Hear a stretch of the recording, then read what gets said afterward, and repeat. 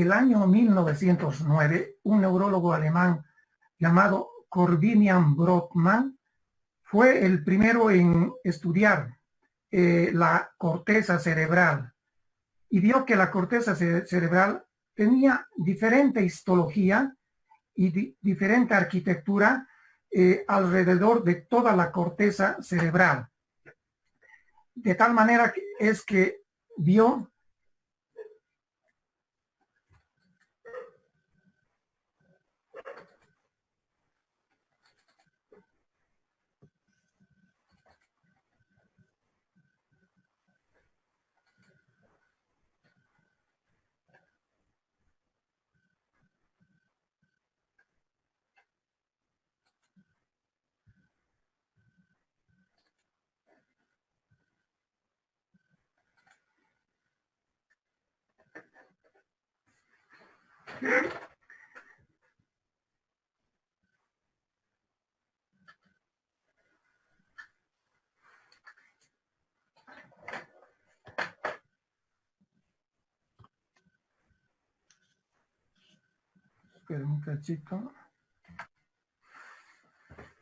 vio que en la corteza cerebral existían distintas partes histológicas y les puso un número, ¿ya? Y ese número con el tiempo se conoció con el nombre de áreas, las áreas de Brodmann.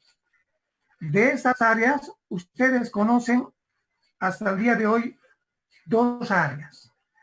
El área motora, que es el área 4 de Brodmann, que está ubicado a nivel de la circunvolución frontal ascendente.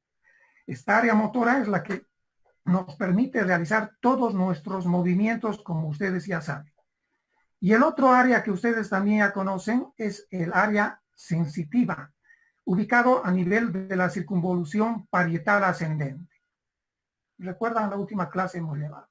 Y reciben los números de 1, 2 y 3 de Brodmann. Esas son las áreas que ustedes hasta el momento han conocido o conocen. A lo largo de esta clase, ustedes van a poder conocer la mayor parte de las funciones del cerebro. No vamos a describir todas las funciones, pero vamos a describir las más importantes, empezando por las funciones que cumple el lóbulo frontal, las funciones que cumple el lóbulo parietal, las funciones que cumple el lóbulo occipital y al final las funciones que cumple el lóbulo temporal. Empezamos hablando del lóbulo frontal. El lóbulo frontal, como ustedes saben, se subdivide en la circunvolución frontal ascendente, la circunvolución frontal superior, la circunvolución frontal media y finalmente la circunvolución frontal inferior. ¿Ya? En la circunvolución frontal ascendente se encuentra el área motora primaria o área 4 de Brodmann. Gracias a esta área nosotros realizamos, repito, todos nuestros movimientos voluntarios. En la circunvolución frontal superior, se encuentra este número, el área 8 de Brodmann. Gracias a esta área 8 de Brodmann, nosotros podemos girar o mirar con nuestros ojos hacia el lado contrario. Si activamos el área frontal 8, es decir, del hemisferio derecho, nosotros vamos a mirar hacia el lado izquierdo. El área 44 y 45 se encuentran en la circunvolución frontal inferior, como están viendo ustedes. Circunvolución frontal inferior. En esta área, 44 y 45 de Brodmann, jóvenes, constituye el área del lenguaje de la expresión. Área del lenguaje de la expresión. Gracias a esta área, nosotros hablamos, nosotros nos expresamos. Vamos a hacer un paréntesis acá para decir que, que nuestro cerebro tiene dos hemisferios, el izquierdo y el derecho. Uno de ellos tiene que ser dominante, se llama hemisferio dominante. En la mayoría de los diestros, el hemisferio dominante es el izquierdo, ¿ya? El izquierdo. En cambio, en los zurdos, el hemisferio dominante es el derecho, Bien. ¿A qué se refiere esto de la dominancia?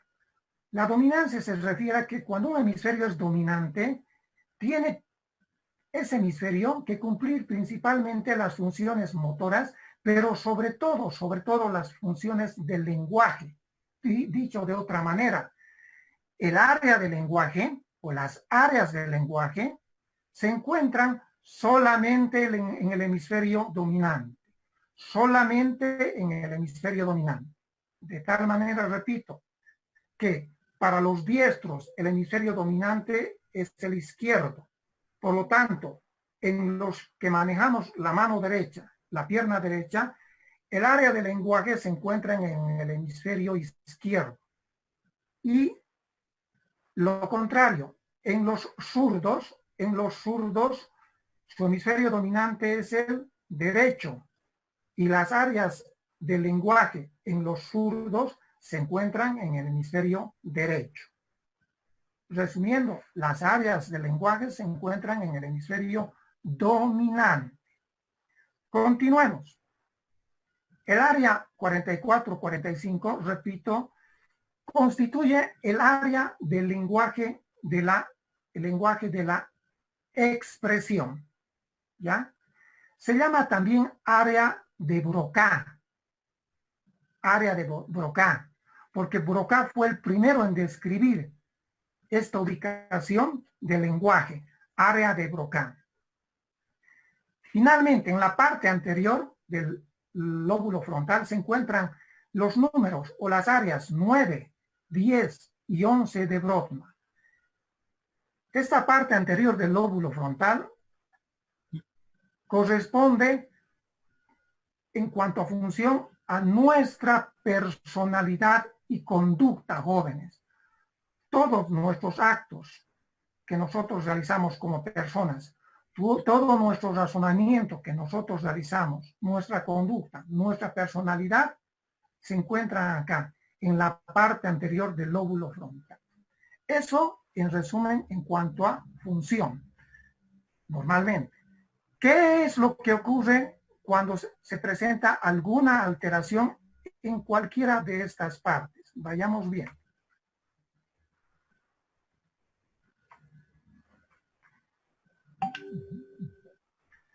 Por ejemplo, si la lesión se encuentra en la circunvolución frontal ascendente, ya saben ustedes qué consecuencia clínica va a tener el paciente. Si tenemos acá un tumor, por ejemplo. Estamos hablando del hemisferio izquierdo, vean, ¿ya? Entonces, este es un corte frontal o coronal. Si hay una lesión en la circunvolución frontal ascendente, ¿qué va a tener el paciente? Cualquiera de ustedes me puede decir. Saben que en la circunvolución frontal ascendente nace esta vía, la vía piramidal. ¿Parapléjico? No, ¿Hemiparesia no. o hemiplegia contralateral? Correcto. Esa es la respuesta correcta. El paciente va a presentar una hemiparesia o una hemiplegia contralateral. Va a tener un síndrome piramidal, cuyo dato clínico más importante es la hemiparesia o la hemiplegia contralateral. No se olviden que la vía piramidal, jóvenes, es cruzada. No se olviden. Bien. Si tenemos una lesión en la circunvolución frontal superior, donde está el área 8 de Brodmann, como les decía, que normalmente esa área hace que nuestros ojos se desvíen hacia el lado contrario, ¿qué va a ocurrir? Cuando alteraciones oculomotilidad. Sí, alteraciones de la oculomotilidad, donde, por ejemplo, si la lesión es derecha, ¿ya? Normalmente les decía, los ojos miran hacia la izquierda, pero cuando hay lesión, cuando hay daño, ¿qué va a ocurrir? Los ojos se van a desviar hacia el lado contrario. ¿Se está entendiendo? Normalmente, repito, en la circunvolución frontal superior, área 8 de Brodmann, por ejemplo, del lado derecho, ¿qué hace? Que los ojitos se desvían hacia la izquierda. ¿De acuerdo? Si vemos este dibujito, normalmente los ojos tendrían que desviarse hacia este lado, hacia la izquierda. Pero si hay lesión, ¿qué va a ocurrir? Que los ojitos se van a desviar hacia el mismo lado de la lesión. En este caso, hacia la derecha. ¿Se comprendió? Hacia la derecha. Por eso dicen que cuando hay una lesión en un hemisferio cerebral, cuando hay una lesión, un tumor, por ejemplo, los ojos miran a su lesión. Los ojos miran su lado lesionado.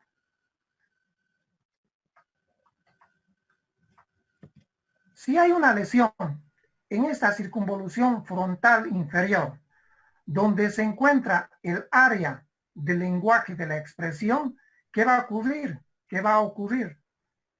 Se va a presentar una alteración en el lenguaje de la expresión. Y a esta alteración en el lenguaje de la expresión se conoce con el nombre de afasia. Afasia motora. ¿Qué otros sinónimos también tiene? Afasia de Broca. ¿Qué otros sinónimos tiene? Afasia de la expresión. De la expresión. ¿Y qué ocurre en estos casos? ¿Qué ocurre cuando un paciente tiene lesionado la circunvolución frontal inferior? Cuando tiene una afasia de la expresión. El paciente no puede expresarse, no puede hablar. Se le pregunta, por ejemplo, ¿cómo se llama? ¿De dónde es? ¿Cómo se llama usted? Y el paciente emite algunos monosílabos. ¿Cuántos años tiene usted, señor? Se traba, emitiendo algunas parafasias, algunos monosílabos. Ojo, estoy hablando del lenguaje de la expresión. Aquí el paciente comprende, entiende, comprende. De tal manera que vuelvo a dar el ejemplo. ¿Cómo se llama usted? El paciente me está entendiendo, pero no puede expresarse, no puede hablar. No puede hablar, pero me está entendiendo. Y yo le digo, usted me está entendiendo. Como no puede hablar, me hace gestos, me dice, usted no está pudiendo hablar, ¿no es cierto? Y se pone triste porque me entiende el paciente, pero no se expresa. Comprende, pero no se expresa. Y al paciente le entra una depresión, se pone a llorar. A esa fase de la expresión se llama afasia de Broca, de la comprensión o afasia motora. Sigamos viendo. Finalmente, si hay una alteración, aprovechemos este dibujito. Si hay una alteración de la parte anterior del lóbulo frontal, donde están las áreas 9, 10 y 11 de Brodmann, ¿qué va a ocurrir? ¿Qué va a pasar? 9, 10 y 11 de Brodmann. El paciente va a tener alteraciones de la conducta y de la personalidad. Ya les he dicho que la parte anterior del lóbulo frontal es esa parte que nos permite razonar, comprender, entender nuestra personalidad, nuestros actos, los cumple la parte anterior del lóbulo frontal. ¿Y qué pasó o cómo se descubrió esto? Esto se descubrió a través de un accidente. A través de un accidente, como están viendo en este video. En el año 1848, un obrero de la construcción férrea, un obrero que estaba construyendo líneas férreas, pues accidentalmente estaba manejando una barreta de esto, metálica, y accidentalmente estaba colocando pólvora dentro de las rocas. Desgraciadamente no se dio cuenta que no había colocado arena y solamente estaba friccionando la pólvora. Esta fricción, cuando estaba martillando la roca, hizo que haya una fricción entre el fuego que desprendía la roca y la pólvora. Y esto hizo que esta barra metálica explote. Y esta barra entró por la cara, por el pómulo izquierdo, y miren por dónde salió. Salió por la parte anterior del lóbulo frontal. ¿Ya? Cualquiera hubiera dicho, este paciente, estamos hablando del año 1848, si se hubiera muerto no hubiera pasado nada. No, este señor sobrevivió. Y miren la medicina precaria de esos años, sobrevivió. Los médicos de entonces le hicieron curaciones locales, algunas infecciones, pero finalmente salió. Este obrero, que era el capataz, era el jefe de ese lugar donde estaban trabajando, era una persona totalmente responsable, era un ejemplo de padre, ¿ya?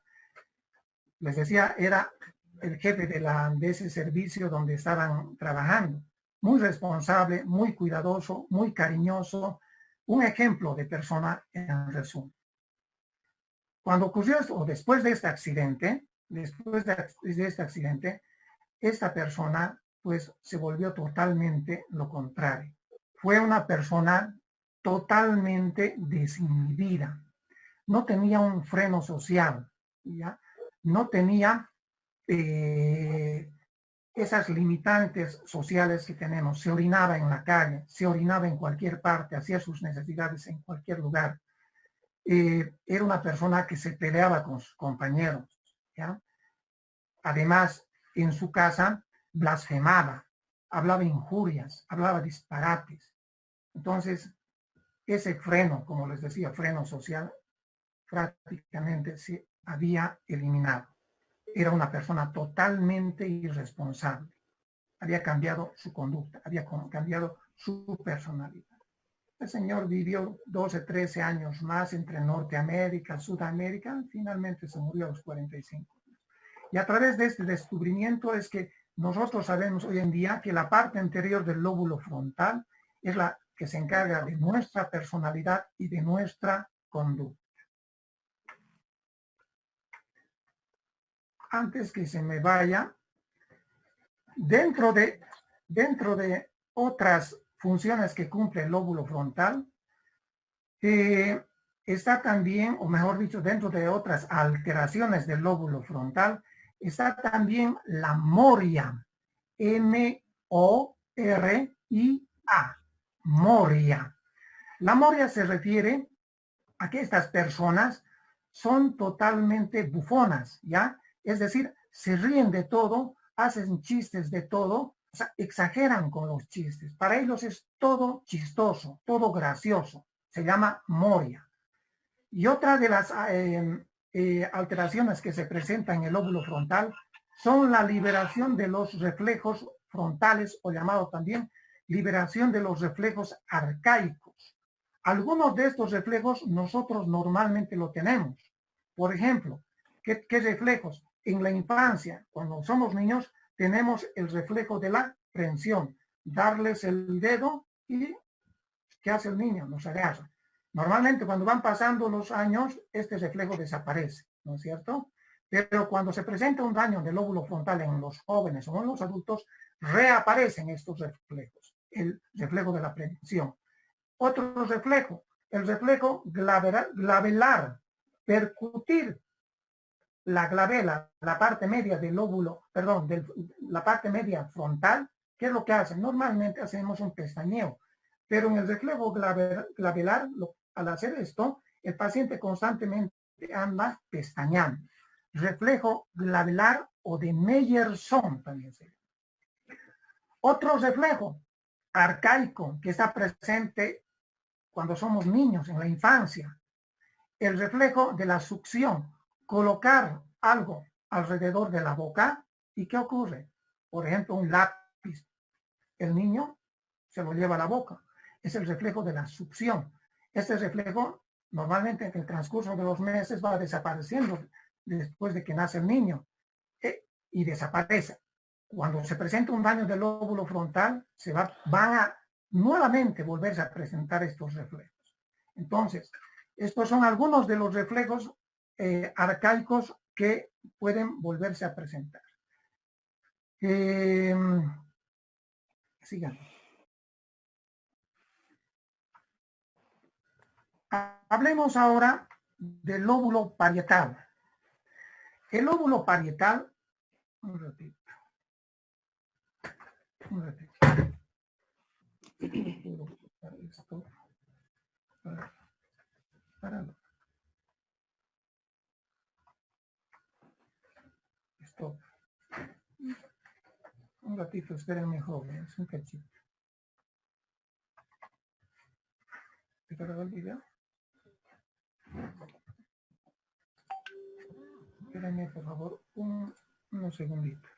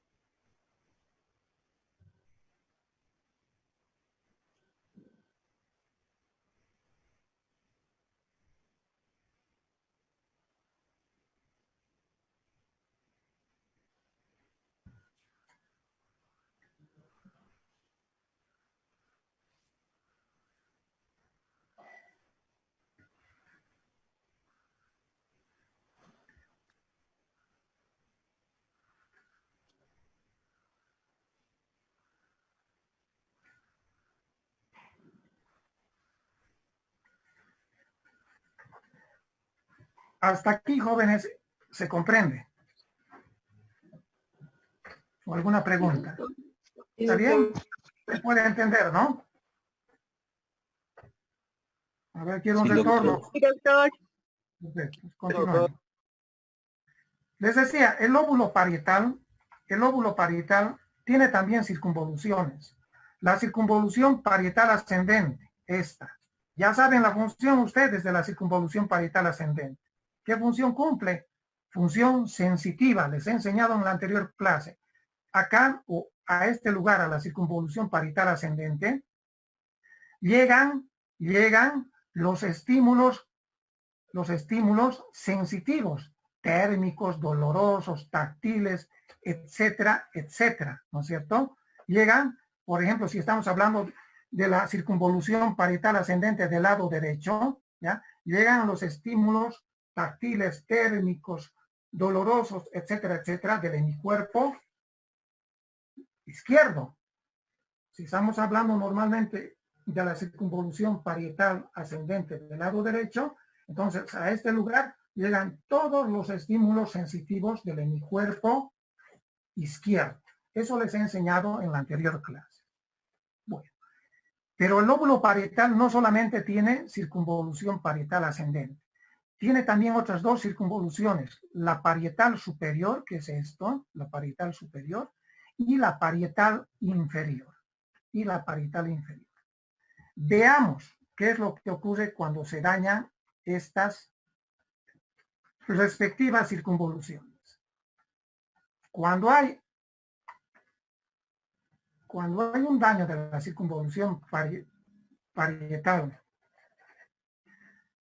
entonces tenemos hemihipoestesias, hemihipoalgesias contralaterales. Aquí tenía una diapositiva, pero creo que se me ha borrado. ¿Ya?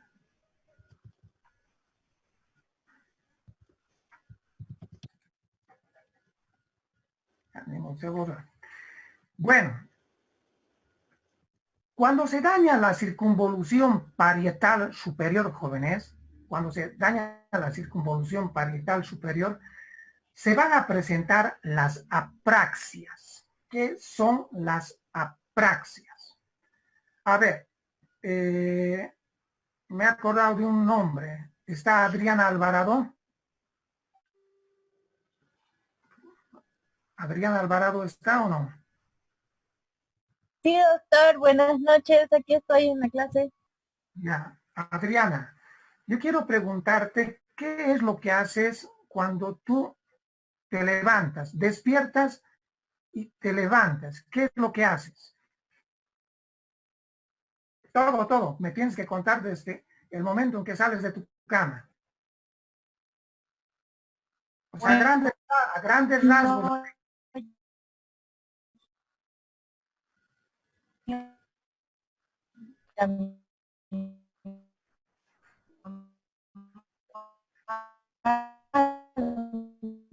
No, No he escuchado. comienzo mi día. Doctor, ¿me escucha? Ahora sí, dale. Bueno, al despertarme yo desayuno, voy al baño, me lavo la cara, me peino y empiezo a ver qué hay que hacer en mi casa. Si tienes que ir a la facultad, pues vas, ¿no es cierto? Perfecto. Sí. Estos son movimientos prácticos. Es decir, que la praxia, no estoy diciendo apraxia, la praxia es la ejecución de todos nuestros movimientos, todos los movimientos que realiza el ser humano, más o menos en forma automática, y que lo hemos aprendido con el transcurso del tiempo. Se nos ha vuelto un hábito realizar esos movimientos. Lo contrario es la apraxia. La apraxia, ¿qué es? Es esa dificultad para realizar estos actos motores que nosotros normalmente ya lo sabíamos. Así por ejemplo, cuando nos... ¿Sí? ¿Alguien quiere hablar? Así por ejemplo, cuando nosotros vamos al baño, después de ducharnos nos tenemos que vestir, ¿ya? En la praxia, algunas veces las personas no pueden vestirse. Les es muy dificultoso vestirse. ¿Qué otra cosa no pueden hacer? No pueden amarrarse los cordones de sus zapatos. No se pueden amarrar. Dicen, ¿qué te pasa? ¿Por qué no puedo amarrarme si esto yo lo sabía? Van al baño a cepillarse los dientes y se están cepillando con la cucharilla que usan para doblarse las pestañas sus hermanas. ¿Ya? Se están cepillando con la cucharilla, o a la inversa, las mujercitas están queriendo doblarse las pestañas con su cepillo de dientes. Van al comedor, están queriendo colocar la mantequilla con el tenedor. Y la persona dice, ¿qué me está pasando? No sé qué me pasa. Otro ejemplo, se les dice a estos pacientes que cuando están pasando por una iglesia, ¿qué es lo que normalmente hacemos los que somos católicos? Nos persignamos, ¿no es cierto? Estos pacientes que tienen acá, ¿qué es lo que hacen? Se les dice, por favor, a ver, persínese en nombre del Padre, y no saben cuál es el lado del Hijo, cuál es el lado del Espíritu Santo, entonces no pueden hacer. Se les ha alterado esa coordinación motora que normalmente la tienen. Y las apraxias pueden ser para actos simples, ¿ya? O para actos complejos. Les he dicho que las apraxias se presentan por lesión de la circunvolución parietal superior. Para actos simples, vean una apraxia. Por ejemplo, el hecho de estarse peinando con una cucharilla, ¿ya? De estarse cepillando con una cucharilla, ¿ya? Pueden ser para actos simples, pero también pueden ser para actos complejos, ¿ya? La apraxia para actos simples recibe el nombre de apraxia ideomotora. Para actos simples, apraxia ideomotora, ¿ya? La apraxia para actos complejos, ¿dónde se uno tenga la necesidad de realizar 2, 3 o más movimientos, por ejemplo, el hecho de encender un cigarrillo, ¿ya? El hecho de encender un cigarrillo, el hecho de abrir una botella de vino y tomar un vaso de vino, el hecho de conducir una movilidad, ya son actos un poquito más complejos. ¿Qué hace el paciente, por ejemplo, que tiene una apraxia compleja? Ejemplo, en el momento de encender un cigarrillo, está encendiendo, perdón, voy a hacer de cuenta que esto es un cigarrillo, ¿ya? En el momento de estar encendiendo el cigarrillo, primero lo pone al revés, ¿ya? Lo pone al revés. Trata de encender con un cerillo también al revés. Y no puede encender. Si está el cerillo al revés, no lo va a encender nunca. Y se le dice, pero está al revés, tu fósforo, tu cerillo está al revés. Ah, perdón. Se da cuenta, logra encender el fósforo, pero no se olviden que está al revés su cigarro y enciende al revés. Pero si tu cigarro está al revés, esa es una frase un poquito más compleja.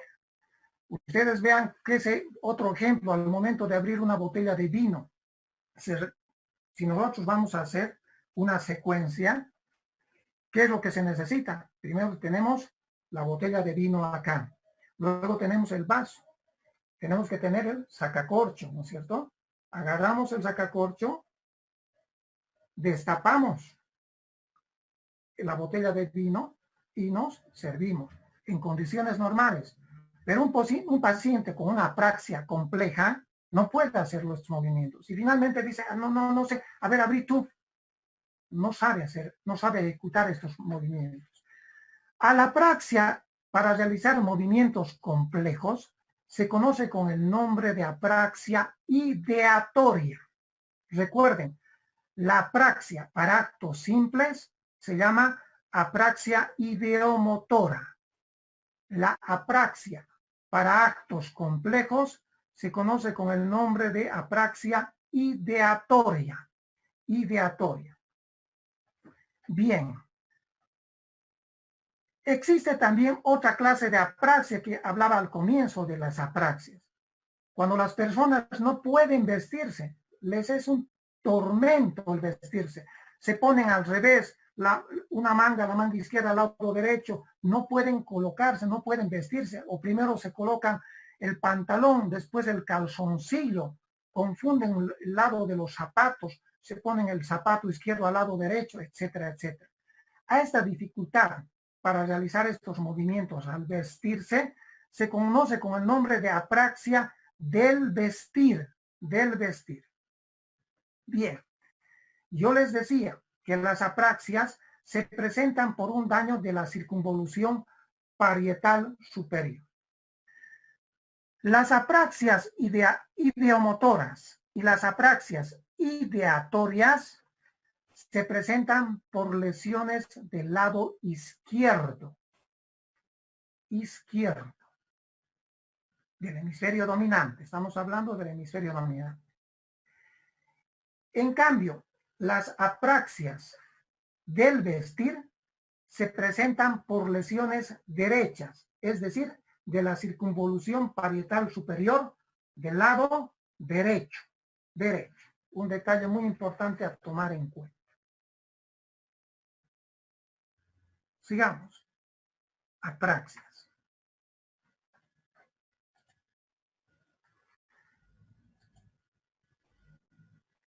¿Qué también tenemos cuando se presenta un daño de la circunvolución parietal superior? Derecha, del hemisferio derecho. Se presenta un concepto que se conoce con el nombre de heminegligencia espacial. Repito, por lesiones del lóbulo parietal derecho. ¿En qué consiste? En que estos pacientes ignoran su lado contrario. Por ejemplo, en el momento de estarse sirviendo, miren, estos pacientes en el momento de estar comiendo, miren, lesión del lado derecho, les he dicho, se sirven se sirven lo que está en el lado derecho. Pero lo que está en el lado izquierdo lo ignoran. Piensan que no hay nada ahí. No hay nada.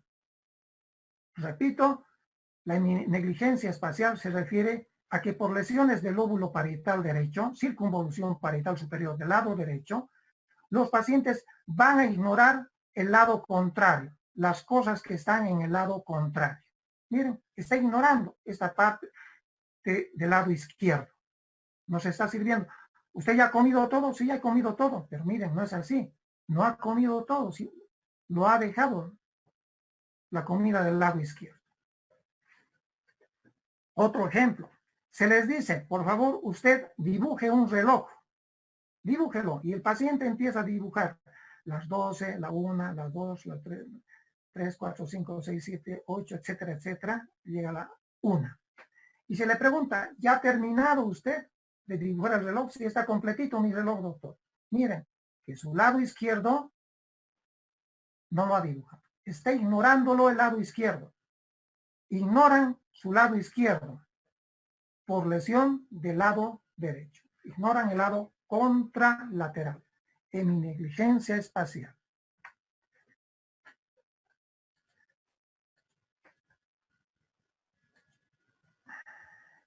Desorientación topográfica y espacial. ¿A qué se refiere? A que estos pacientes, cuando tienen lesión de la circunvolución parietal superior, también del lado derecho, ojo que estoy hablando, estoy reiterando cuando es izquierdo y cuando es derecho. En este caso, cuando es derecha la lesión, van a presentar la desorientación topográfica y espacial. ¿A qué se refiere este concepto? Estos pacientes, cuando tienen lesión del lóbulo parietal derecho, prácticamente se pierden topográficamente y espacialmente. No saben cómo llegar a su fuente laboral, cómo llegar a su centro de estudios, cómo llegar a qué micro tomar para llegar a su fuente laboral, por ejemplo, ¿ya? Otro ejemplo, se pierden en su misma casa, o si viven en un edificio, cuando tienen lesión del lóbulo parietal derecho, ¿qué es lo que hacen estos pacientes? Que normalmente si vivían en el piso 7, ya en el departamento 7A, por decir, entonces estos pacientes empiezan a olvidarse, empiezan a desorientarse, suben y dicen, ¿en qué piso estoy viviendo? No me acuerdo, ponen el 8, ponen el 9, no se acuerdan y finalmente bajan al portero y dicen, discúlpeme señor, no me acuerdo en qué piso estoy viviendo, por favor oriénteme. Se pierden. Inclusive, en su misma casa, pueden perderse, es decir, ¿dónde está la cocina? ¿Dónde está mi cuarto? Se desorienta. Desorientación topográfica espacial por lesión del lóbulo parietal derecho, específicamente de la circunvolución parietal superior del lado derecho.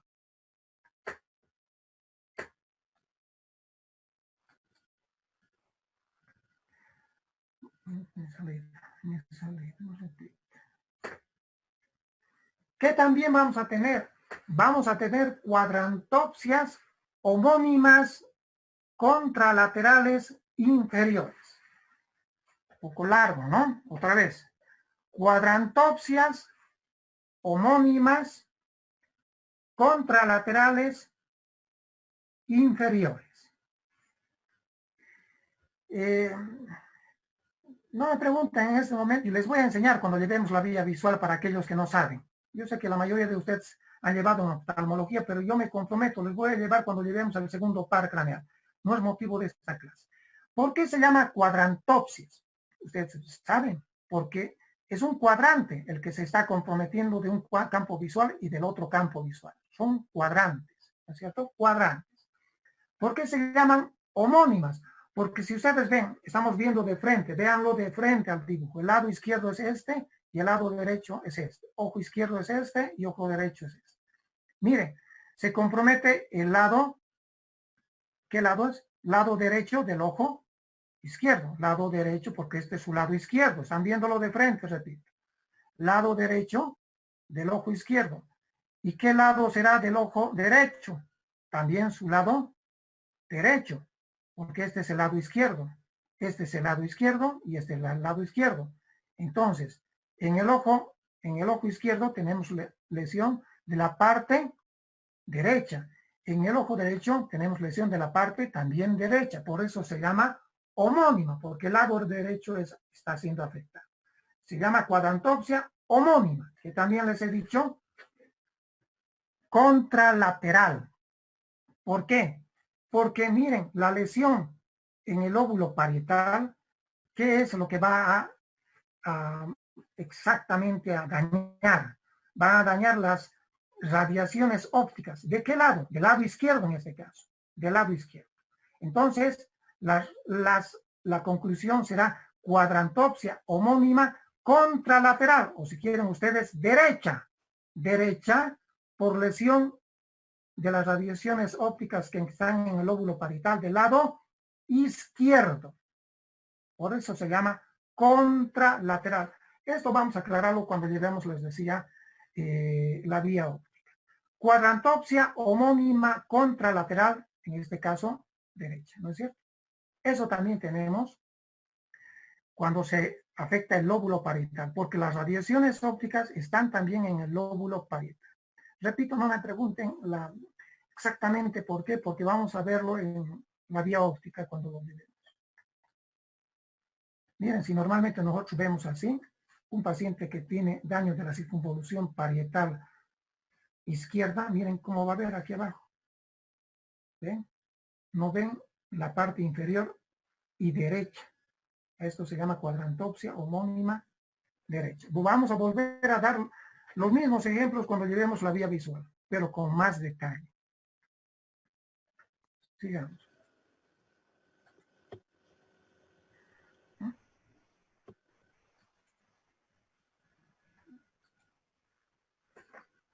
Vayamos a ver el lóbulo temporal. El lóbulo temporal tiene en la cara externa 3 circunvoluciones. La circunvolución temporal superior, la circunvolución temporal media y la circunvolución temporal inferior. Y en la cara inferior e interna están las circunvoluciones del hipocampo, fusiforme y la parahipocampal, como ustedes saben. ¿Qué es lo que ocurre cuando se daña la circunvolución frontal superior?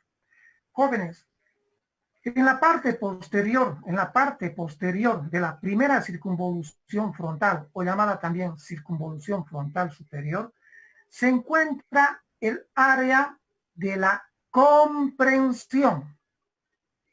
Recuerden que el área de la expresión, ¿dónde se encuentra? En el lóbulo frontal. Acá, en la circunvolución frontal inferior. Ese es el área de la expresión, lóbulo frontal.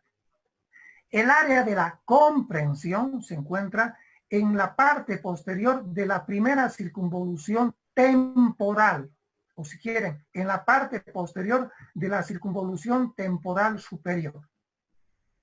Esta zona que está pintada corresponde al área del lenguaje de la comprensión. Pero también forma parte, además de esta área de la comprensión, una partecita del lóbulo parietal. La parte inferior del lóbulo parietal inferior. Esta partecita que estoy destacándola. Esta partecita inferior de la circunvolución parietal inferior también es o corresponde al área de la comprensión. Dicho de otra manera, el lenguaje de la comprensión se ubica principalmente en el lóbulo temporal, pero también en la parte inferior del lóbulo parietal. Por favor, repito, el área de la comprensión se encuentra principalmente en la parte posterior del lóbulo, de la primera circunvolución del lóbulo temporal. Pero también se encuentra en la parte inferior de la circunvolución parietal inferior. ¿Ya? Tiene números. El área principal, el área que está ubicado a nivel del lóbulo temporal, esta área, recibe el número de área 22 de Brodmann. Área 22 de Brodmann. el área principal de la comprensión.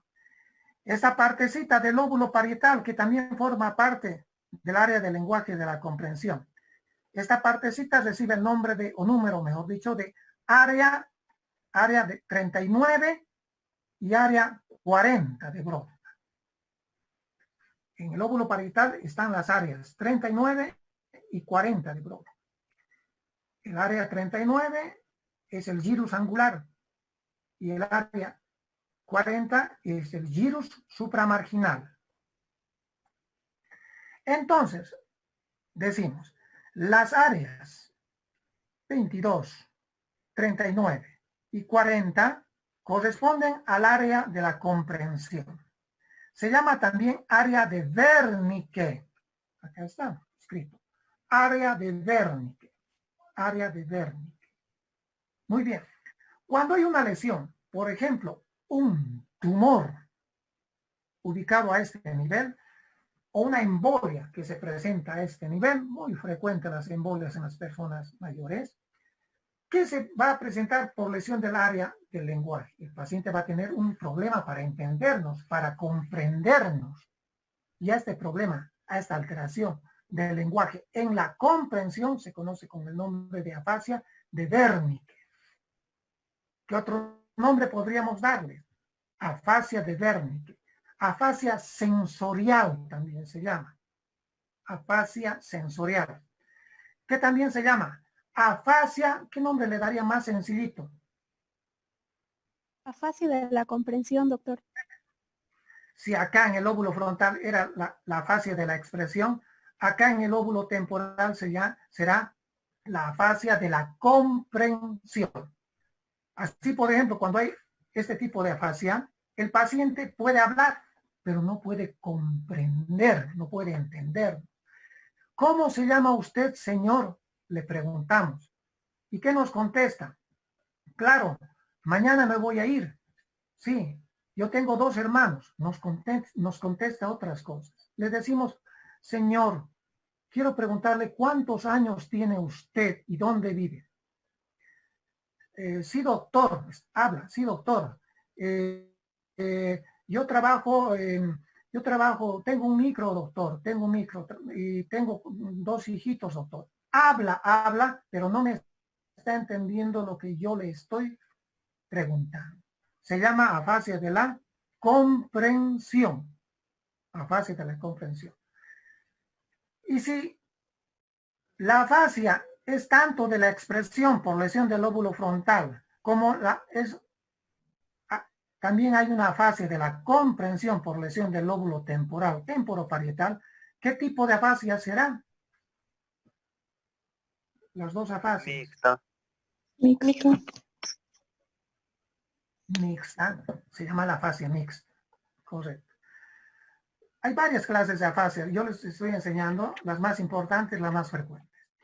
Entre el área de la, esta área es el área de la expresión, área de Broca también llamado. Y el área de la comprensión, tiene que haber una comunicación, tiene que haber neuronas que intercomuniquen estas 2 áreas, ¿ya? A estas neuronas que intercomunican estas 2 áreas se conocen con el nombre de fascículo arcuato. ¿Me están entendiendo? Primero entienden. Primero están entendiendo. Y después de entender, vean por favor. Primero entiendan. Entienden. Y después recién, a través del fascículo arcuato, van a expresarse. ¿Se está entendiendo? Se expresan. Primero es la comprensión y después de eso es la expresión. Uno se expresa. Si le digo, ¿cómo te llamas? Primero está en el lóbulo temporal. Va por el fascículo arcuato y la respuesta está acá en el área del lenguaje de la expresión. Me llamo David. Muy bien. Cuando hay una lesión del fascículo arcuato, hay una lesión parcial de la expresión y de la comprensión. Pero principalmente, lo que se va a afectar es la repetición. Repetición. ¿Qué quiere decir? Que al paciente le decimos, a ver, dígame 4. ¿Cómo, doctor? Dígame 4. El paciente no puede decirnos 4. Dígame, o repítame, mi casa es bonita. ¿Cómo, doctor? Mi casa es bonita, quiero que me repitas. Y se ríe el paciente. No puede hacer, no puede repetir. Eso se presenta por daño del fascículo arcuato. A esta afasia por daño del fascículo arcuato se le conoce con el nombre de afasia de la conducción. Afasia de la conducción. Repito, el daño está en el fascículo arcuato y la característica es la alteración, el daño en la repetición. Bueno, entonces, repetimos que cuando hay daño en el área de Wernicke, área 22, 39, 40, se va a presentar la fase de Wernicke, llamada también afasia de la comprensión o sensorio. Más facilito, afasia de la comprensión. Sigamos.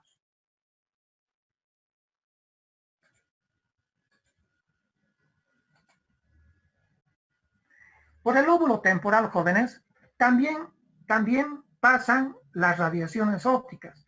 Las radiaciones ópticas no solamente están presentes en el lóbulo parietal, como hemos visto, también están en el lóbulo temporal. Ambas radiaciones ópticas, tanto del lóbulo parietal como del lóbulo temporal, van a terminar en la cisura calcarina, como vamos a ver enseguida. ¿Qué ocurre cuando se dañan las radiaciones ópticas que están en el lóbulo temporal? Se van a presentar cuadrantopsias también, homónimas contralaterales superiores. ¿Qué quiere decir esto? Cuadrantopsias, porque se afectan los cuadrantes. En este caso, por favor, están viendo, ustedes vean el dibujo, no me miren a mí. Vean el dibujo. Este es su ojo izquierdo y este es su ojo derecho. ¿Ya? Este es el lado izquierdo del ojo izquierdo y este es el lado derecho del ojo izquierdo. Otra vez. Este es el ojo izquierdo con el lado izquierdo y el lado derecho. Este es el ojo derecho con el lado izquierdo y el lado derecho. ¿De acuerdo o no? Ojo derecho. Este es el hemicampo, hemicampo izquierdo, hemicampo derecho. ¿De acuerdo? Miren, cuadrantopsia es porque se afectan cuadrantes. Cuadrantopsia homónima. ¿Qué lado es del ojo izquierdo? ¿El lado izquierdo o el lado derecho? Derecho. Derecho. Derecho del ojo Superior. izquierdo. ¿Qué lado es del ojo derecho? ¿El lado izquierdo o el lado derecho? Derecho. Derecho. Hecho.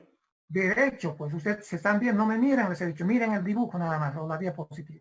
En ambos se afectan los lados derechos. Por eso se llama, cuadrantopsias homónimas. Homónimas, iguales quiere decir, homónimas. Contralaterales, ¿qué quiere decir? Que si la lesión es del lóbulo temporal izquierdo, radiaciones ópticas izquierdas, la cuadrantopsia es derecha, del lado derecho. Por eso se llama homónima contralateral. Lesión izquierda, cuadrantopsia derecha. ¿Ya? Cuadrantopsia homónima derecha. Y se llama superior porque la cuadrantopsia pues está arriba, es superior. Al revés de lo que ocurre con el lóbulo parietal. Recuerden que la cuadrantopsia es también homónima, contralateral, pero es inferior en el lóbulo parietal. Esto con lujo de detalle cuando llevemos vía óptica. No se preocupen, solamente aprendan los conceptos básicos. Normalmente vemos así un paciente que tiene cuadrantopsia homónima derecha. Miren qué es lo que va, cómo va a mirar el lado superior y el lado superior del ojo izquierdo y el lado superior del ojo derecho. No va a poder ver, va a estar como nublado. Sigamos. ¿Qué otras alteraciones se presentan por daño del lóbulo temporal? En el lóbulo temporal, jóvenes, se encuentran las áreas de la memoria, principalmente ¿dónde está la memoria? En el hipocampo, en la amígdala. Ahí se encuentra nuestra memoria. Y cuando se daña el lóbulo temporal, se van a presentar pues alteraciones de la memoria. Que también se van a presentar por daño del lóbulo temporal. Alteración de nuestro comportamiento, de nuestra conducta. ¿Por qué? De nuestra conducta y de nuestras emociones. Porque recuerden que en el lóbulo temporal se encuentran también estructuras que forman parte del sistema límbico, el sistema que regula nuestras emociones, nuestras conductas. El hecho de sentirnos bien, alegres, de sentirnos mal, deprimidos, a veces irritables, furiosos, etcétera, etcétera, nuestro bienestar o nuestro malestar va a depender del sistema límbico. Y gran parte del sistema límbico se encuentra en el lóbulo temporal. La amígdala también forma parte del sistema límbico. El hipocampo también forma parte del sistema límbico. Entonces, estos pacientes que tienen daño del lóbulo temporal, pues tienen alteraciones de comportamientos. Unas veces están irritables, otras veces están deprimidos, otras veces están furiosos, otras veces están muy alegres. Cambian de conductas y cambian de emociones.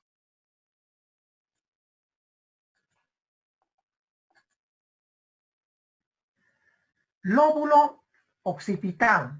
El lóbulo occipital.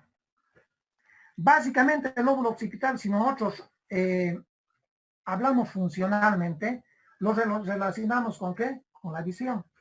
¿No es cierto? La visión. Porque en la cara interna del lóbulo occipital se encuentra un surco, una cisura, llamada la cisura calcarina. La cisura calcarina, que representa el área 17 de Brodmann. Área 17 de Brodmann o área visual primaria. Bien. ¿Qué ocurre cuando se daña el lóbulo occipital? Cuando hay lesiones en el lóbulo occipital. Ay, ay, ay, se me dijo. Se van a presentar alteraciones visuales. Tanto las radiaciones ópticas del lóbulo temporal como del lóbulo parietal han llegado ya a la cisura calcarina.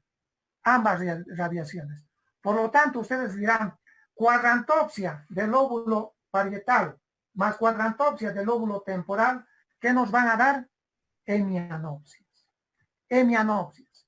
¿Y qué hemianopsias serán? ¿Ah? Laterales.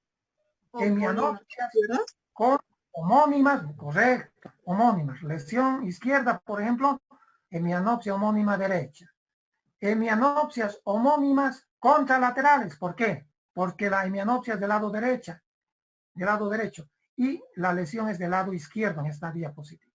Contralaterales, ¿no es cierto? Y son hemi, porque la mitad del hemicampo está dañada. A veces se puede preservar esta visión central, a veces. Preservación de la visión central o macular. Preservación de la visión central o macular. Algunas veces, no siempre. Entonces, si nosotros normalmente vemos así un paisaje, ¿qué va a ocurrir con un paciente que tiene una hemianopsia? No va a poder ver de esta manera. La mitad de su hemicampo, tanto en el ojo izquierdo como en el ojo derecho, va a estar afectado. Hemianopsia son. Esto es interesante en cuanto a saber cuál es la fisiopatología de eso, pero repito, cuando llevemos la vía visual. ¿Qué más vamos a tener por lesión del lóbulo occipital? Y si se dañan ambos lóbulos occipitales, ¿qué vamos a tener? Hemianopsia más hemianopsia. Anopsia. Una ceguera. Amaurosis. Amaurosis, anopsia. Ceguera es lo mismo. Ceguera o amaurosis. A veces se puede preservar la visión central, les he dicho. A veces. No siempre. Ceguera, el paciente, repito, cuando es un solo lóbulo, un solo lóbulo, tenemos hemianopsis. Pero cuando son los dos lóbulos occipitales, ciego, ceguera cortical, el paciente está ciego. Una variante interesante de esta ceguera cortical es el síndrome de Anton. ¿Qué es el síndrome de Anton? Es una ceguera cortical por daño, como estamos diciendo, del lóbulo occipital. ¿Eh? Vean esta tomografía, por favor, vean esta tomografía. En esta tomografía vemos que se ha producido una cosa negra que están viendo, es una isquemia. Se ha presentado una embolia de ambos lóbulos occipitales. Y si el paciente tiene daño de ambos lóbulos occipitales, va a estar ciego, ceguera cortical. En el síndrome de Anton, ¿qué ocurre? El paciente está ciego, pero confabula su ceguera. Es decir, niega que está ciego. Niega que está ciego. ¿Ya? Y le decimos, a ver, por favor, dígame qué es esto. Le mostramos algún objeto y nos dice, ¿cuál, doctor? Él se está guiando por nuestra voz, ¿ya? Pero sabemos que el paciente no mira esto que le estoy mostrando, ¿ya? Ah, eso, doctor, eso que usted me muestra, eso, doctor, eso es su llavero, doctor. No, no es mi llavero, es un marcador. Bien. Le mostramos otra cosa, cualquier cosa. ¿Qué es esto? ¿Qué es esto? Eso, doctor, eso doctor, eso sí es un marcador, doctor. Está ciego, no ve. No, esto es un vaso, le digo, esto es un vaso. Ah, sí, doctor. Pero, ¿sabe, doctor, por qué no estoy viendo? Porque hay poca luz. Porque no he traído mis lentes, doctor, estoy viendo mal. Es decir, que está buscando pretextos. Por eso se llama confabula, niega su ceguera, pone argumentos, se inventa cosas para que no se den cuenta que está ciego, está confabulando, está negando su ceguera, pero está ciego. Síndrome de Anton. Ya estamos terminando, jóvenes, un poquitito de paciencia. Estos dos síndromes que son muy importantes en neurología, ¿qué es el síndrome de Gerstmann? Aquí dice muy bien, se presenta por lesión del lóbulo parietal izquierdo. Ya les he dicho que es el gyrus angular, esa partecita del lóbulo parietal de la circunvolución parietal inferior. ¿Ya? Gyrus angular. ¿Qué pasa cuando se ocurre una lesión en el gyrus angular, pero del lado izquierdo? Estoy reiterando varias veces, lado izquierdo, lado derecho. Por favor, jóvenes, tomen en cuenta esto. ¿Qué ocurre? Ahí pueden ver la lesión del lado derecho, o perdón, izquierdo. La parte izquierda, penita, se puede ver, ¿no? Penita, ahí está. ¿Qué ocurre? Entonces, se va a presentar estas características clínicas. El paciente va a tener agrafia, es decir, que no va a poder realizar dibujos. Agrafia. ¿Qué también va a tener? Acalculia, no va a poder realizar cálculos matemáticos, cálculos aritméticos, no va a poder realizar sumas, cosas básicas, multiplicaciones, divisiones básicas. Agnosia digital, no va a poder describir cuál es su dedo meñique, anular, medio, índice, pulgar, va a desconocer a sus deditos. Y finalmente, ¿qué va a tener? Desorientación del lado derecho y del lado izquierdo. No va a saber cuál es el lado derecho, cuál es el lado izquierdo. Aquí tenemos un dibujito que muy bien representa al síndrome de Gerstmann.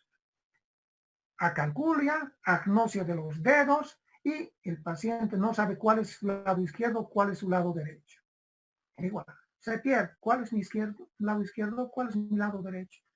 Ese es el síndrome de Gerstmann por lesión del lóbulo parietal izquierdo, específicamente de la circunvolución parietal inferior izquierda o gyrus angular.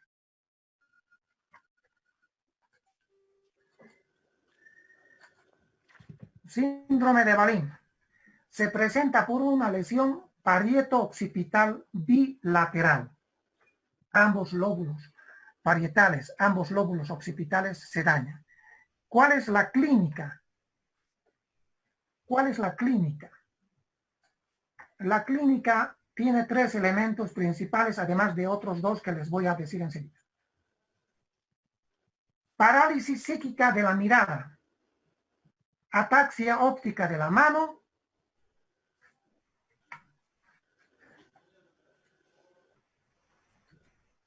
y simultagnosia. Vayamos detallando. Parálisis psíquica de la mirada. Nosotros cuando vamos a ver un partido o ustedes que están en la Facultad de Medicina ven un partido de ping-pong, o aquellas personas que les gusta ver un partido de tenis, cuando vamos a la cancha, ¿qué hacemos? Vemos la pelota, ¿no es cierto? Vemos de un lado y del otro lado. De un lado y del otro lado. De un lado y del otro lado. O sea, ¿qué es lo que ocurre con la parálisis psíquica de la mirada? El paciente no puede fijar la mirada. Miren, hace esto, la pelota está aquí, tarda, la pelota ya está aquí, tarda en ver. Él mira allá, la pelota ya está aquí. No puede seguir a la pelota para que se entienda. Esa es la parálisis psíquica de la mirada. Ataxia óptica de la mano, una cosa que se parece a la dismetría que les había enseñado cuando veíamos el cerebelo. Los pacientes son torpes, no pueden llegar en este caso, por ejemplo, al vaso, ¿no? Al vaso. Son torpes y generalmente lo hacen caer la taza. Incapacidad para alcanzar un objeto a través de la guía visual. Simultagnosia. Los pacientes no pueden ver más que una sola parte a la vez. Una sola parte. Por ejemplo, les decimos, miren mi cara. ¿Qué mira en mi cara? El paciente que tiene simultagnosia nos dice, ¿sus lentes, doctor? Sí, está bien, pero además de mis lentes, ¿qué también mira? ¿Qué además mira? ¿Sus lentes, doctor? Está bien, pero además de mis lentes, ¿qué miras? ¿Sus lentes, doctor? Sus lentes, y se quedan en los lentes. Solamente en mi cara miran mis lentes. No es capaz de describir, de llegar a decirme, miro sus ojos, miro su frente, miro su pelo, miro su nariz, miro su boca, doctor, etcétera, etcétera. Solamente se queda en una partecita, describe una sola partecita. A eso se llama simultagnosia. ¿De acuerdo? Les decía otros 2 elementos. La prosopoagnosia. El cuarto elemento es la prosopoagnosia. Proso quiere decir cara. Cara. Prosopoagnosia. Desconocen las caras familiares. Los desconocen. No saben. Desconocen a sus hermanos, a sus amigos. Oye, ¿qué te pasa, Juan? ¿Por qué no me reconoces? ¿Cómo? ¿Quién eres? Desconocen. Prosopoagnosia. ¿Ya? Y finalmente el quinto componente es la agnosia espacial. No se ubican en el espacio, en el entorno. Agnosia espacial. Bueno, este es el resumen de toda la clase que hemos visto, jóvenes. Este es el resumen en 1 minuto. Lesión del lóbulo frontal. ¿Qué vamos a tener? Por lesión de la circunvolución frontal ascendente, vamos a tener un síndrome piramidal, cuya clínica más importante es la hemiplegia. Ya saben que esta zona es el área 4 de Broca. Lesión del área 44 y 45 de Broca, ¿no? Creo que no les he dicho, ¿no? Que el área de Broca es 44 y 45, ¿les dije o no les dije? Por favor, anoten Sí, que el no sé. área ¿les dije?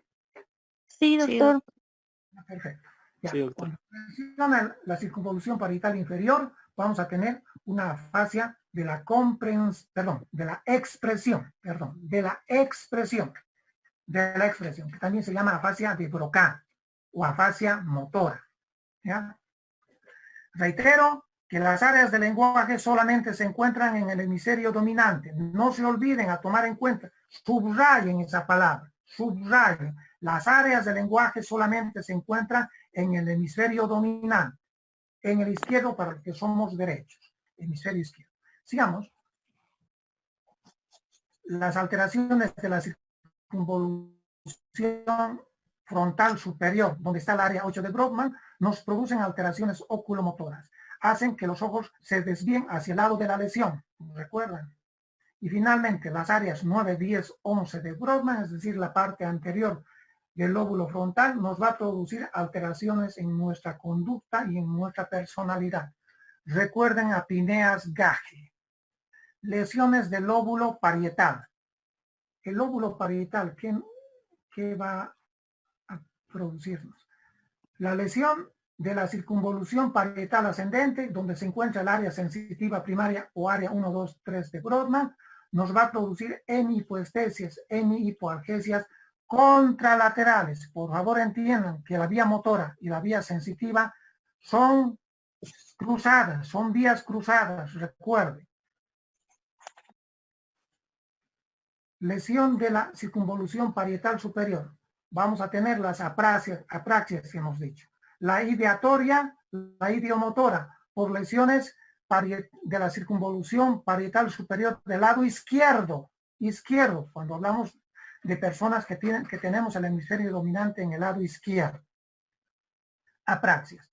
Apraxias del vestir, cuando son lesiones del lóbulo parietal derecho, como ya lo tienen bien anotado. Que también vamos a tener desorientaciones topográficas y espaciales. Cuando los pacientes se pierden en sus departamentos, se pierden en su casa, no saben qué micro tomar, se desubican. Esto de agnosia. También vamos a tener asteroagnosias. ¿Qué quiere decir asteroagnosias? Quiere decir que el paciente, a través de su sentido del tacto, no va a poder reconocer los objetos. Se le dice al paciente, por favor, usted, cierre los ojos. Cerrando los ojos, le damos un objeto que ustedes ya están viendo qué es. Y le decimos, descríbanos qué es lo que usted siente con su mano. Y el paciente tiene que hacer eso. Y normalmente nos dirá, pues, es, doctor, un bolígrafo. Si le damos una llave, nos dirá, es un llavero, doctor. ¿No es cierto? Un marcador, un llavero, la cosa que nosotros le vayamos a dar. Cuando tiene alteración, cuando no puede reconocer con su tacto, los objetos se conoce con el nombre de astereognosia. Sigamos. Desorientación topográfica y espacial, ese dicho. Ya hemos hablado de eso. El fenómeno de inatención visual, que es una cosa más o menos parecida a la heminegligencia espacial. Recuerden que cuando los pacientes tienen lesiones del lóbulo parietal del lado derecho, desconocen las cosas que están en el lado izquierdo. ¿Recuerdan? No se sirven la comida que está en el lado izquierdo. No dibujan el reloj en el lado izquierdo. A eso se refiere con heminegligencia espacial, que es una cosa parecida al fenómeno de inatención visual. ¿Qué tenemos? Cuadrantopsias homónimas inferiores contralaterales, que también tenemos por daño del lóbulo parietal. Estoy mostrándoles las partes exactas donde se daña. Que también vamos a tener. En el lóbulo temporal, la lesión, les decía, del área 22 de Brodmann, que está en la parte posterior de la circunvolución temporal superior, ¿ya? Que nos va a producir conjuntamente a la lesión del área 39 y 40, donde se encuentran en qué lóbulo, les he dicho, ¿no? En la circunvolución parietal inferior. Les he dicho. Temporal. No, temporal es 22. 39 y 40 es parietal, la parte inferior de la circunvolución parietal inferior. Voy a repetir nuevamente. El área de Wernicke se encuentra tanto en el lóbulo temporal como en el lóbulo parietal. En el lóbulo temporal se encuentra el área 22 de Brodmann. En la circunvolución parietal inferior se encuentran las áreas 39 y 40 de Brodmann. Un daño de esa parte del lóbulo temporal y esta parte del lóbulo parietal que está pintado de color amarillo, esta parte con letras amarillas, nos va a producir eso, la afasia de Wernicke, o más conocido con el nombre de afasia de la Comprensión. Comprensión. Sí. Recuerden, hemisferio dominante, que también se presenta cuando hay una lesión del lóbulo temporal, cuadrantopsias homónimas contralaterales superiores. El por qué, ya les he dicho, por qué esta es inferior y esta es superior, ya lo vamos a ver cuando llevemos la vía visual. ¿Qué más? Agnosias auditivas, esto no les he dicho. ¿Por qué? Porque en el lóbulo temporal, en la parte anterior, ¿qué circunvolución será esta? Temporal. La primera circunvolución temporal, o llamada también circunvolución temporal superior. ¿De acuerdo? En la parte anterior de la circunvolución temporal superior, que es todo esto, en la parte anterior y media, se encuentran las áreas 41 y 42 de Brodmann. 41 y 42 de Brodmann. Son las áreas auditivas primarias. Cuando hay lesión del área auditiva primaria, jóvenes, cuando se lesiona un solo hemisferio, un solo lóbulo, no hay sordera. ¿Por qué? Porque la audición de un oído se representa tanto en el lado izquierdo, lóbulo temporal izquierdo, como en el lóbulo temporal derecho. ¿De acuerdo? Por lo tanto, lesiones de un solo hemisferio, de un solo lóbulo temporal izquierdo, en este caso de un solo lóbulo temporal, nunca producen sordera. Lo que sí produce la lesión de un solo lóbulo, de un solo hemisferio, es agnosia auditiva. ¿Qué es la agnosia auditiva? Que el paciente escucha, pero no puede describir qué es. Por ejemplo, la campana o el timbre, cuando suena en la escuela, lo escucha. Se le pregunta a usted qué ha escuchado. El paciente lo ha escuchado, pero no puede describir qué es. No puede decir que es una campana, que es un timbre. Ay, doctor, sé que es eso que, ¿no es cierto?, suena. Sí, dígame qué es eso. No puede decir es una campana. No lo puede decir.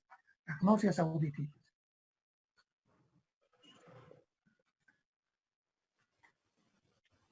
Lóbulo occipital. También hay agnosias visuales. Eso también me he olvidado.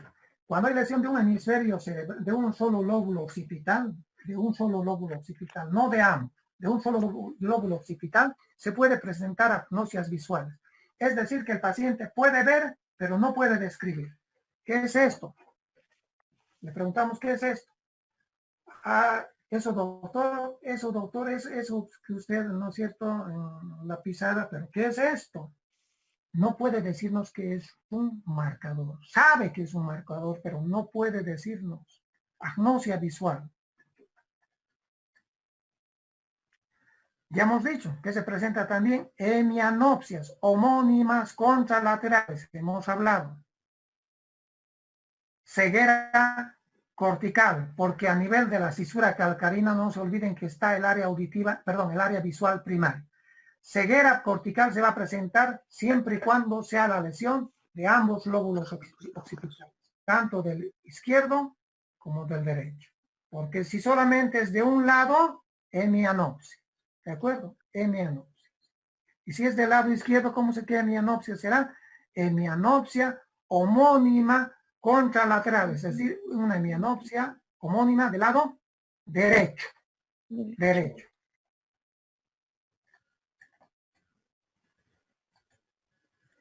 Yo quiero que aprendan eso, jóvenes. Esto es un detallito que es muy interesante. Yo les he enseñado las áreas, ¿ya? Pero tienen que entender que esas áreas, jóvenes, no son áreas que cumplen una sola función. No son áreas que cumplen una sola función. Dicen, no se pueden considerar centros fijos, sino más bien algo de estaciones de paso o nudos de comunicación dinámica. ¿Qué quiere decir? Que estas áreas que les he descrito no funcionan así como áreas aisladas, sino que necesitan estímulos de las distintas partes del cerebro para que funcionen. No son estaciones cerradas, necesitan del flujo de las distintas partes del cerebro para que vayan eso y puedan funcionar. No son áreas fijas, necesitan de la cooperación, del funcionamiento de zonas aledañas a esas áreas, aledañas o lejanas a esas áreas. Y esto es muy interesante. ¿Cómo lo puedo volver? Estito más. Estito más. Esto es interesante.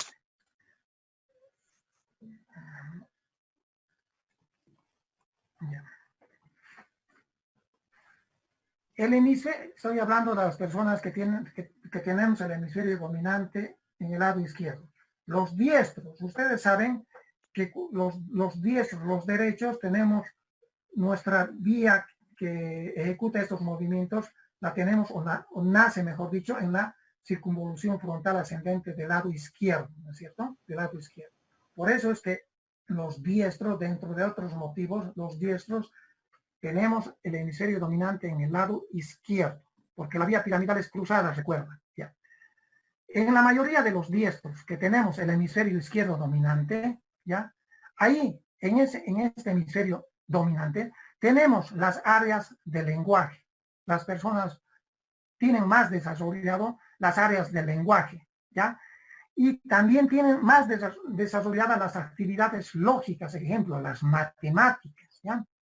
Las personas que son buenos para las matemáticas, si tienen su hemisferio dominante en el lado izquierdo, es porque pues hacen funcionar muy bien este hemisferio del lado izquierdo.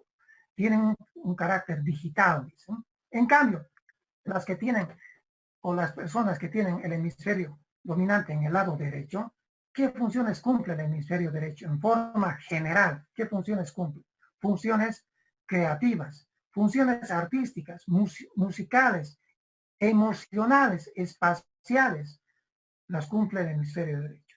En otras palabras, el hemisferio izquierdo es el hemisferio de los matemáticos, es el hemisferio de los parlantes. En cambio, el hemisferio derecho, ¿qué funciones cumple? Es el hemisferio de las emociones, de los sentimentales, de los músicos, ¿ya?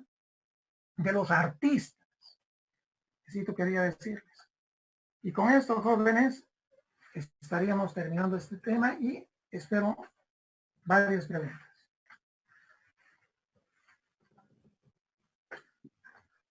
Buenas noches, Preguntas. doctor. Adelante, la pregunta que quieran, jóvenes. Esto no es examen. Pueden equivocarse. No hay ningún problema. Doctor, buenas noches. ¿Será que puede repetir cómo se llamaba cuando la persona no reconoce a las otras personas? Cuando no reconoce los rostros, decir. Sí, los rostros, doctor. Sí. Prosopoagnosia. Prosopoagnosia.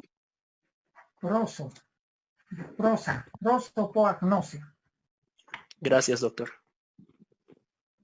Buenas noches, doctor. Buenas noches, doctor. Una consulta. En una persona ambidiestra, ¿qué hemisferio es el que predomina más? ¿O ambos predominan? Es por igual el hemisferio izquierdo y el hemisferio derecho. No hay hemisferio derecho. Doctor, aquí una pregunta. Dale, Eduardo. En el caso del área de Broca, se supone que actúa en el hemisferio dominante. ¿Y qué pasa con esa porción del cerebro en el otro hemisferio? ¿Qué función cumple? Estamos hablando de una persona que tiene el hemisferio dominante en el lado izquierdo, ¿no? Porque si el hemisferio dominante fuera del lado derecho, es decir, los zurdos, ¿no es cierto? Su hemisferio dominante, su área del lenguaje estaría en el lado derecho, ¿ya? Ahora, si tú eres derecho o diestro o eres zurdo. Zurdo, doctor. Tú eres zurdo, perfecto. Todas tus áreas del lenguaje, tanto de la expresión como de la comprensión, están en tu lado derecho, ¿Se entiende? Sí. Si el día de mañana alguna persona que es zurda como tú sufre una lesión en el lado derecho, va a quedar afásico. Pero si se lesiona su lado izquierdo, si se lesionaría algún día, ojalá que nunca ocurra tu lado izquierdo, no te vas a quedar afásico. Vas a poder hablar. Y ese lugar y el lado izquierdo, esa porción, no tiene ninguna función, no cumple ninguna otra función. Acabo de decir que el cerebro no, las áreas no son fijas, les decía. No son fijas. ¿Cierto? Sino que tienen que tener una comunicación con las áreas vecinas. No, pero mayormente no va a existir ninguna alteración. Perdón, muy poca alteración. Gracias, doctor. Doctor, buenas noches. Mi compañera. Doctor, disculpe, buenas noches. En cuanto a todas estas patologías y lesiones que hemos revisado, ¿cuál sería el pronóstico? ¿Tienen probabilidades de recuperarse? Depende de la etiología, depende de la patología que esté produciendo el daño. Por ejemplo, si tenemos un cisticerco que está en la circunvolución, vayamos a la circunvolución frontal inferior, área del lenguaje, de la expresión. Hacemos el tratamiento y el paciente va a revertir su afasia. Otro ejemplo, si es un tumor que está ubicado en la circunvolución frontal ascendente, el área motora, que permite el movimiento del lado contralateral, ¿qué va a ocurrir? Si lo operamos, este paciente tiene probabilidades de mejorar este lado paralizado del lado derecho.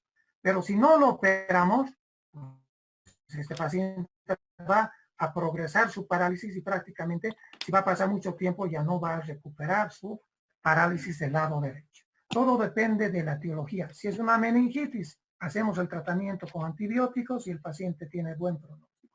Repito, todo depende de la causa que esté produciendo el daño. Gracias, doctor. Buenas noches, doctor. Una pregunta. ¿La alteración de la conducta y la personalidad tiene un lóbulo dominante? No, los dos lados tienen el comportamiento, más el lado izquierdo. Bien tu pregunta. Más es el lado izquierdo. La conducta, más es el lado izquierdo. Por eso ya, muy bien tu pregunta. Por eso se dice también hemisferio dominante.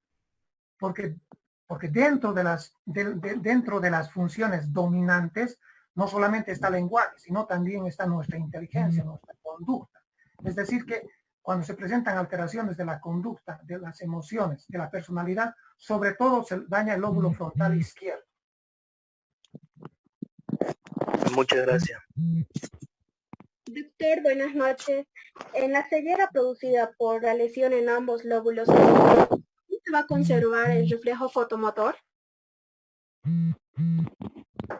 Sí, se va a conservar el reflejo fotomotor. Me alegra que estés leyendo. Sí, se conserva el reflejo fotomotor, porque el reflejo, y eso anoten por favor todos, muy buena tu pregunta. Es una diferencia excelente que hay que tomarla en cuenta. En la ceguera cortical, ustedes le iluminan la pupila y se va a contraer, dejan de iluminarla y se va a dilatar. Sí se refleja, se conserva, mejor dicho, el reflejo fotomotor. Porque el reflejo fotomotor, como vamos a ver cuando veamos la vía visual, no llega al lóbulo occipital, no llega, sino se va hacia el mesencéfalo, va hacia los núcleos de Edinger-Westphal. Vamos a ver cuando lleguemos la vía visual. Entonces, tu pregunta, sí se conserva el reflejo fotomotor. Muchas gracias, doctor. Otra pregunta. Doctor, buenas noches. Disculpe, no me ha quedado claro cómo puedo diferenciar clínicamente una afasia de conducción con una afasia sensitiva. 3 clases de afasia. De la expresión, afasia de la comprensión y si es mixta, te decía, la afasia, perdón, si comprende la afasia de la expresión y comprende a la afasia de la comprensión, se llama afasia mixta. ¿Hasta ahí estás bien? Sí, doctor. Ya. La afasia de la conducción se presenta por una lesión de esas neuronas que intercomunican el lóbulo frontal con el lóbulo temporal. Sí. El lóbulo frontal, área de Broca. El lóbulo temporal, área de Wernicke. Esas neuronas se conocen con el nombre de área de, fascículo arcuato. Sí, doctor. Cuando se daña ese fascículo arcuato, te decía, se van a presentar alteraciones en la expresión y en la comprensión parcialmente, te decía. Pero lo que más se va a dañar es la repetición, te he dicho. Es decir, que estos pacientes cuando se le dice, dígame, mi casa es bonita, el paciente no puede decir, ay doctor, si yo puedo, pero dime, yo estoy casado y tengo 4 hijos, repíteme esa palabra, no puede. Es decir, que la repetición está alterada en la fase de la conducción. Sí, doctor. ¿Ahora sí? Sí, doctor, gracias. ¿Alguien más? Doctor, buenas noches. ¿Más? Dale, Alex. Doctor, Eh, las mi áreas duda es 41 y 42 de sobre Brodmann están en la circunvolución temporal media, perdón. No. Te he dicho que las áreas 41, 42, llamadas también área auditiva primaria, se encuentran en la primera circunvolución temporal, o llamada también circunvolución temporal superior. Buenas noches, doctor. Una consulta. ¿Dónde se encuentran las áreas corticales del olfato y del gusto? Esas áreas no tienen número. Esas áreas están ubicadas a nivel del lóbulo temporal. Están en el área piriforme. Cuando vemos el primer par craneal vamos a ver, ¿ya? También forman parte de la amígdala, ¿ya? Pero principalmente están en el área entorrenal. No tienen número. Y sabes, Brodmann no les ha puesto ese número. ¿Por qué no les ha puesto Brodmann el número a estas áreas olfatorias? Porque vio que no eran tan desarrolladas como es desarrollada en los animales. De tal manera es que las áreas 48, 49, 50, 51, por un lado, y por otro lado las áreas 12, 13, 14, 15, 16, tampoco están registradas en las áreas de Brodmann de un cerebro humano. No las anota. Solamente aparecen 43 áreas, como les he mostrado en el dibujo. Seguramente a una de estas áreas correspondía. Y como no eran tan desarrolladas como en el animal, es que no les puso este número a estas áreas. Pero se encuentran en el área entorrenal del lóbulo temporal. Gracias, doctor. Alex Ríos, creo que querías preguntarme algo. Dale. Sí, doctor. ¿Cómo diferenciaría clínicamente la lesión en el área de Broca de una lesión en otras vías neuronales que afecten los músculos del habla? No. A ver, en el área de Broca se va a presentar una alteración del lenguaje que se llama afasia. Y se llama afasia de la expresión o afasia de Broca, y cuya característica es que el paciente no puede expresarse. Tú tal vez estás queriendo decir, ¿con qué otras patologías puedo llegar a hacer el diagnóstico diferencial? Por ejemplo, las disartrias. El paciente en una disartria puede hablar, puede entender, puede comprender, puede expresarse, ya puede expresarse, pero el paciente tiene dificultades para hablar, dificultades porque tiene una alteración en la articulación, no puede modular bien. Por ejemplo, se le dice, dígame cómo te llamas. ¿Cómo te llamas? Tiene una alteración en la vocalización de la palabra. Eso es la disartria. No es bueno entrar en detalles, lo más importante es que aprenda, pero está bien tu pregunta, también se las debe distinguir de las parafasias, de las disfasias, pero ustedes aprendan primero lo que es lo básico. ¿Alguien más? No sé Doctor. quién he visto. Doctor, muy buenas noches. Disculpe, le quería preguntar, en caso de los niños, por ejemplo, de 7 años, por decir, si está afectado un lóbulo, por ejemplo, el derecho, por decir, y este es tratado, pero queda totalmente afectado, ¿se podría dar el mecanismo de compensación y el lado izquierdo supliría esa función? Si es posible, ¿hasta cuántos años se podría dar eso? Los niños son un capítulo diferente. En los niños hay que esperar el restablecimiento, la recuperación. Hay un concepto que se llama plasticidad, donde cuando hay un daño en alguna parte, por ejemplo, del cerebro, por ejemplo, el área brocal, el lado izquierdo, por ejemplo, si es hemisferio dominante, en los niños hay que esperar una recuperación, es decir, tiene un mejor pronóstico. ¿Por qué? Este concepto de plasticidad se refiere a que las neuronas que están alrededor pueden suplir la función de estas neuronas que han sido dañadas.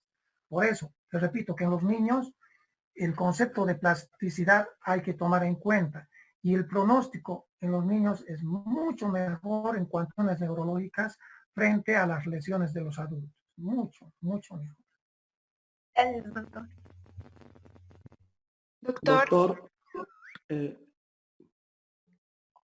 Doctor, quisiera saber, una vez que se ha hecho el diagnóstico de un daño cortical, ¿cuál es la conducta que se sigue y si esta depende de su ubicación para el tratamiento?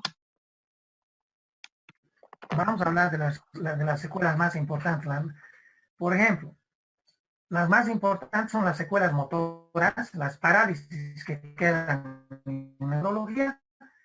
El concepto de parálisis es muy frecuente. Y el concepto son las dos secuelas más frecuentes en neurología.